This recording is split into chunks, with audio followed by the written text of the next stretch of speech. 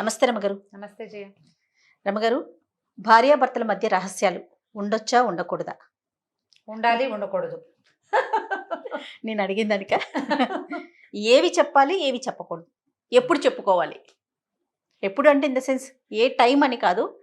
అంటే పెళ్ళైపోయిన వెంటనే కొత్తలోనే అన్ని విషయాలు ఒకరికొకరు షేర్ చేసేసుకుంటారు. అవి ఏమవుతాయి అంటే కొన్ని రోజులు పోయినాక మిస్ఫైర్ అవుతాయి. అవే బాణాల్లాగా ఉపయోగపడతాయి ఇద్దరికి కూడా. ఇప్పుడు ఇది ఇది ఖచ్చితంగా ఇది చెప్పాలి అని చెప్పలేము, ఇది చెప్పకూడదు అని చెప్పలేము జయ. మనం సినిమాల్లో కూడా కనిపిస్తుంటాయి. ఈ పెళ్ళి అవ్వగానే నిన్ను ఎంతమంది చూడ్డానికి వచ్చారని, ఇంతకుముందు నీకేమైనా లవ్ స్టోరీస్ ఉన్నాయా అని కానీ, ఎక్స్లు ఎవరైనా ఉన్నారా అని కానీ, అదొక క్యాజువల్ ప్రశ్నగా ఇప్పుడు ఇవాళ సినిమాల్లో కూడా చూపిస్తుంటారు. ఏమైనా ఉన్నాయా లవ్ స్టోరీలో? ఈ లవ్ స్టోరీలు ఏమైనా ఉన్నాయా అని ఫ్రెండ్స్లో అడగటం వేరు, వైఫ్ అండ్ హస్బెండ్లో అడగటం వేరు. 99% తన భార్యకి ఒక లవ్ స్టోరీ ఉండటాన్ని సహించలేడు మగవాడు. 100% తన హస్బెండ్కి వేరే ఏదైనా వ్యవహారం ఉండటాన్ని సహించలేదు భార్య. ఏదో ఒక టైంలో వీడు అమ్మాయిని గుర్తు చేసుకుంటున్నాడేమో అని, లేకపోతే దీని కాకుండా దాన్ని చేసుకుంటే బాగుండేదని అనుకుంటున్నాడేమోనని అనిపిస్తూ ఉంటుంది. ఎవరైనా కనపడితే వీళ్ళు వాళ్ళేనేమో అనిపిస్తుంది. అవును.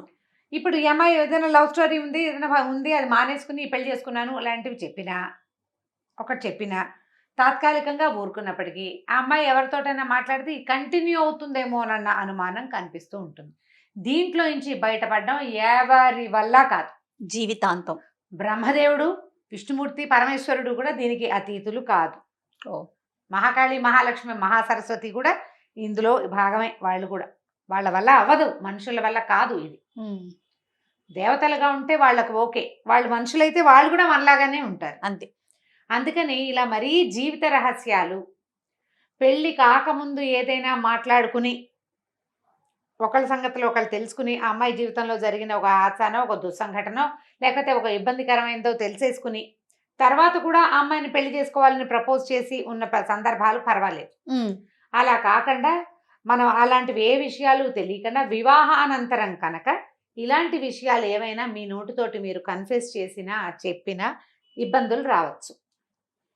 ఒకటి ఇది మన సంగతులైతే, మన సొంత సంగతులైతే.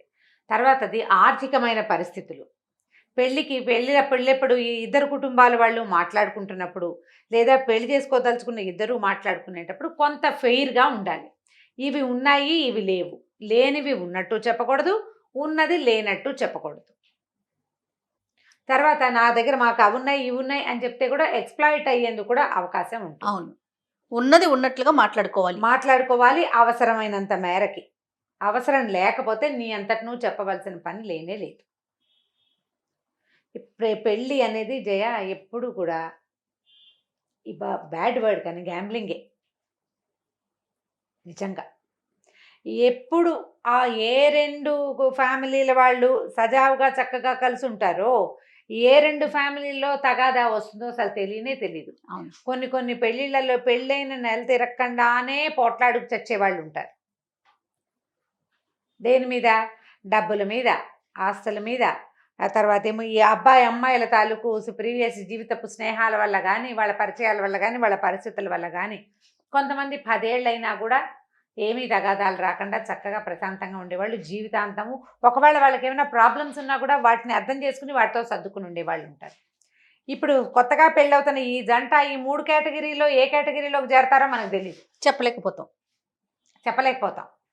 ఎంత జాతకాలు చూస్తారో, 10 ఏళ్ల ఫ్రెండ్షిప్, స్కూల్ నుంచి కలిసి ముందు నుంచి స్నేహం ఉన్న అబ్బాయి అమ్మాయి కూడా పెళ్ళిళ్ళు అయ్యాక కొంతకాలం అయ్యాక నువ్వు అప్పుడు అలా చేసావు, నువ్వు ఇప్పుడు ఎలా చేసావు, నీతో అనవసరంగా నీతో కనెక్ట్ అయ్యాను, వాడిని చేసుకుంటే బాగుండేది అని అమ్మాయి, నువ్వు ఇలాంటి రాకాశమని నాకు ముందే తెలియలేదని అబ్బాయి అనొచ్చు. అవునండి. బ్రహ్మ వీళ్ళని దేనికి పుట్టించాడో ఆ బ్రహ్మకే కూడా తెలియదు. ఈ గ్యాంబ్లింగ్లో ఎప్పుడు మనం సేఫ్ ప్లే ఆడాలి, ఎప్పుడు కూడా. దీంట్లో రిస్క్ తీసుకోకూడదు. ఏదైతే అదవుతుందని చెయ్యొద్దు. పెళ్ళిళ్ళలో ఎప్పుడు నువ్వు సేఫ్ ప్లేస్లో నిలబడి నీ వైవాహిక జీవితానికి కానీ వివాహ బంధానికి కానీ ఇబ్బంది రాకుండా ఉండే పొజిషన్లో ఉండే ఆడు ఏమన్నా. దీన్ని సూపులో పడేసుకునే రకంగా ఏ ప్రవర్తన నువ్వు చేయకూడదు, ఏ రహస్యము రివీల్ చేయకూడదు. ఇది చెప్పడం వల్ల ఏదైనా ఇబ్బంది వస్తుందా అనే కాన్సిక్వెన్స్ ఏమవుతుంది అనేది ఆలోచిస్తూనే ఉండాలి ఎప్పటికప్పుడు. ఎస్, కరెక్ట్ అండి. ఇంత ప్లాంట్గా చేసుకుంటే పెళ్ళి ఎలా అవుతుంది, మన నిజాయితీగా ఉండద్దా, అలాంటి ప్రశ్నలు చాలా వస్తాయి. ఎస్, నిజాయితీ చాలా అవసరం. కానీ నిజాయితీ నీ జీవితాన్ని మించింది కాదు. కంటికి మించిన కాటుక ఎప్పుడు పెట్టుకోకూడదు. కంటికి సరిపడా ఉండాలి కాటుక. పైకి కిందకి అలుక్కుపోకూడదు. కాటుక ఉందని పులుక్కోకూడదు. ఒళ్ళు దగ్గర పెట్టుకోవాలి. ఎంతవరకు పెట్టుకోవాలో అంతవరకే పెట్టుకోండి. అంతే పెట్టుకోవాలి. ఇప్పుడు ఏ ప్రాబ్లమ్స్ అంత సాదాసీదగా నడిచిపోయే చోటు ఈ రహస్యాలు చెప్పచ్చా చెప్పకూడదా మాటే లేదు. అంతే.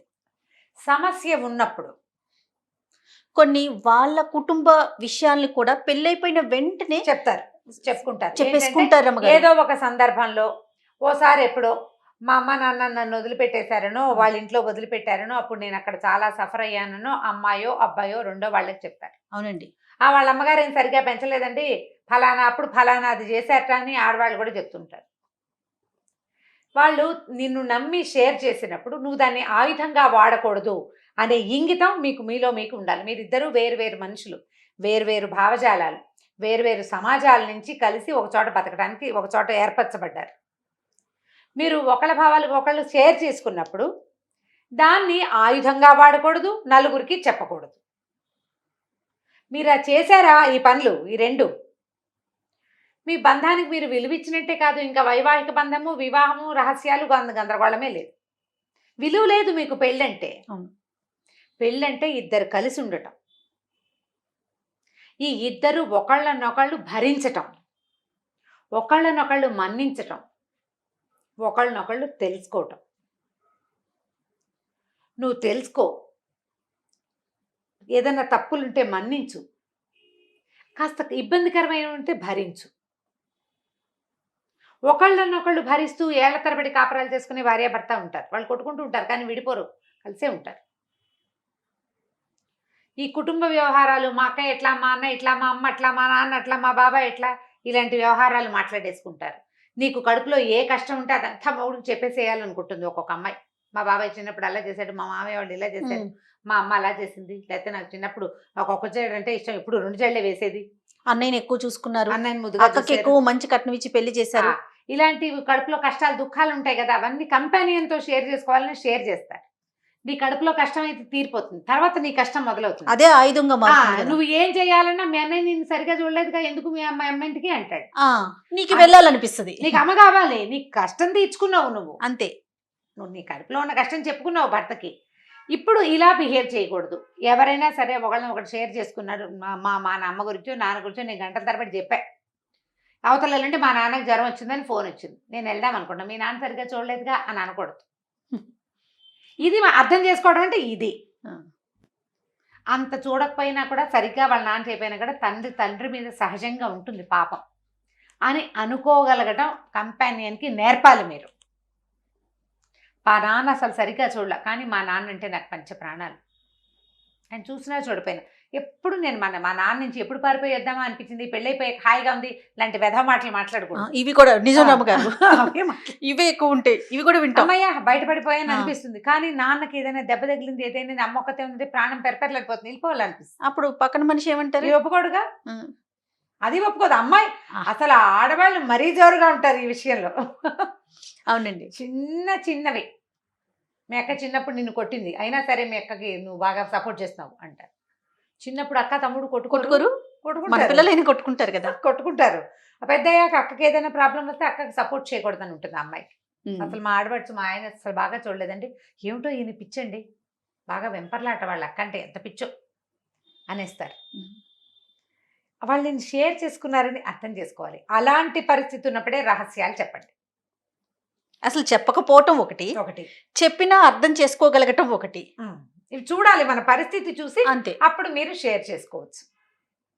రెండోది, మీ ప్రజెంట్ సిచ్యువేషన్కి ఇబ్బంది అయ్యే రకపు ఏ రహస్యాలని అవి ఏమైనా చేయదలుచుకుంటే పెళ్లికి ముందే చేసుకోండి. ఇప్పుడు అవకాశాలు ఉన్నాయి కదా, ఇప్పుడు అవకాశాలు చక్కగా మాట్లాడుకుంటున్నారు. My X, this is my Y అని ఓపెన్ గా చెప్పుకునే రోజులు ఇవి. అవును. ఆ ఎక్స్ వై జెడ్ ఏమైనా ఏ ఆల్ఫాబెట్స్ చాలా ఉంటే ఆ ఆల్ఫాబెటికల్ ఆర్డర్ అంతా ముందే చెప్పేసుకోవాలి. చెప్పేసి అప్పుడు వివాహానికి దిగండి. చెప్పితే అసలు ఒప్పుకునేది ఎవరండి? ఒప్పుకోకపోతే పీడా పోతుంది, ముందే వదిలిపోతుంది కదా గోల, ముందే వదిలిపోతుంది. అలా అనుకోవద్దు జయ. ఆ, అబ్బే అట్లా అనుకోవద్దు. అలా అనుకుంటే నీకు సెకండ్ థర్డ్ మ్యారేజెస్ అవి ఎలా అవుతున్నాయి? సెకండ్ థర్డ్ మ్యారేజ్ ఫెయిల్ అయితే ఖచ్చితంగా చెప్పాల్సిందే కానీ, లేకపోతే ఎక్స్ ఉంది వై ఉంది అనేది మనం ముందుగానే చెప్తే పెళ్ళి అయిపోయిన తర్వాత అనుమానాలు రావు. ఏమీ రావు. రావంటారా? ముందే వస్తాయి. వీడితో పడకూడదు, ఆడపిల్లలు అర్థం చేసుకుంటారు ఎందుకు వచ్చిన గోల, వీడితో మాట్లాడకూడదు అని మానేస్తారు ముందే. అబ్బాయిలు మానేస్తారు, బాబాయ్ దీనికి చాలా ఉంది వ్యవహారం, రేపొద్దున మన నెంబర్ ఎన్నోది అవుతుందో అని మానుకుంటారు. ఈ నెంబర్ల వ్యవహారం గురించి కాదు, ఫ్యామిలీ వీటికి ఏముంది జయ, ఇవి మనం అవును. సరదాగా చెప్తాం. అవునవునవును. ఇది అసలు మ్యాటర్ కాదు. నీ జనరల్ థింగ్స్ అన్నీ కూడా నువ్వు లోపల ఎంత ఉద్రేకం ఉందో ఆ ఉద్రేకాన్ని పూర్తిగా పక్కనున్న వాడికి చెప్పేటప్పుడు దీనికి కాన్సిక్వెన్స్ ఏం వస్తుంది అని నువ్వు కొంచెం ఆలోచించుకో.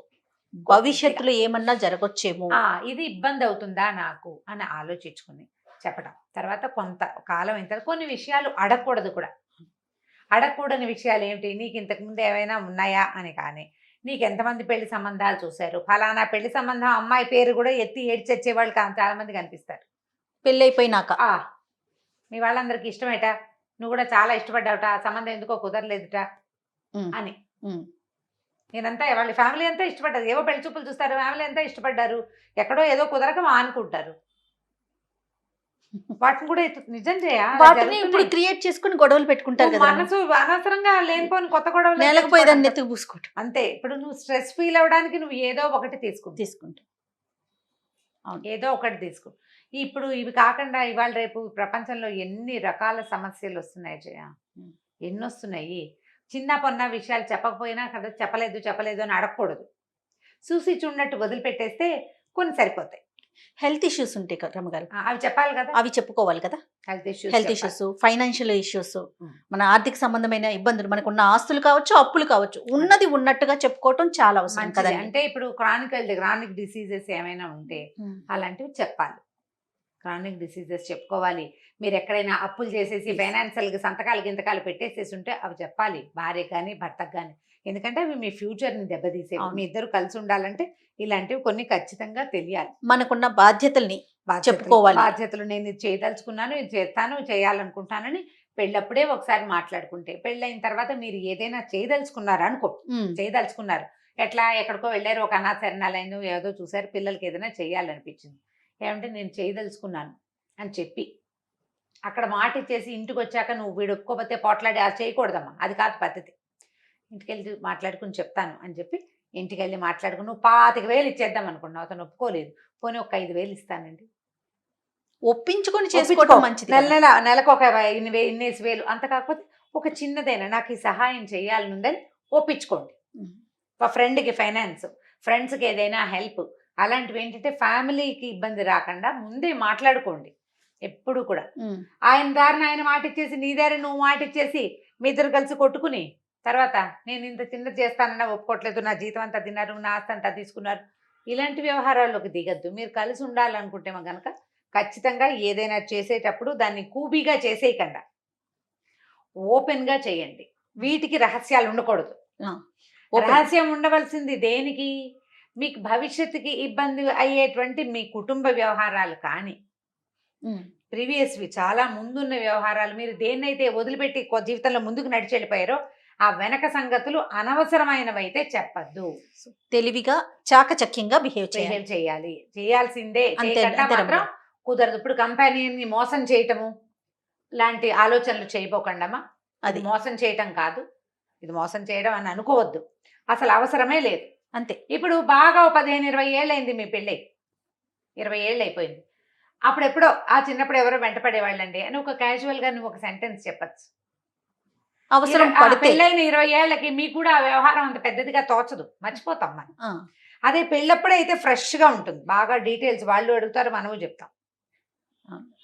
అలాంటివి చెయ్యొద్దు. మీరు అన్నట్లుగా ముందుగానే మాట్లాడుకునే అవకాశాలు ఉన్నాయి కదండి ఇవాళ. ఇప్పుడు ఆల్రెడీ పెళ్లిళ్ళు అయిపోయిన వాళ్ళ వ్యవహారాలకు ఏం చేస్తాం మరి, పెళ్లిళ్ళు అయిపోయిన వాళ్ళు కూడా బోల్డ్ మంది ఉంటారు కదా, వాళ్ళకి ఇది ప్లాన్. అంతే, ఏమి చెప్పాలి ఏం చెప్పకూడదు అనేది ఆలోచించుకోండి. ఆల్రెడీ ఏమైనా మీరు కొన్ని అందించేసి ఉంటే అవి మీకు ఆయుధాలు కాకుండా మాత్రం జాగ్రత్త పడండి. ఎస్, మీరు కూడా ఆయుధం కావద్దు. ఆ, అంతే కదా ఆ, రమ్మగారు? మీరు ఆ ఆయుధాన్ని తీసుకోవద్దు, వాళ్ళకి ఆయుధాలు అందించద్దు. అందించదు. సూపర్ అండి, నమస్తే.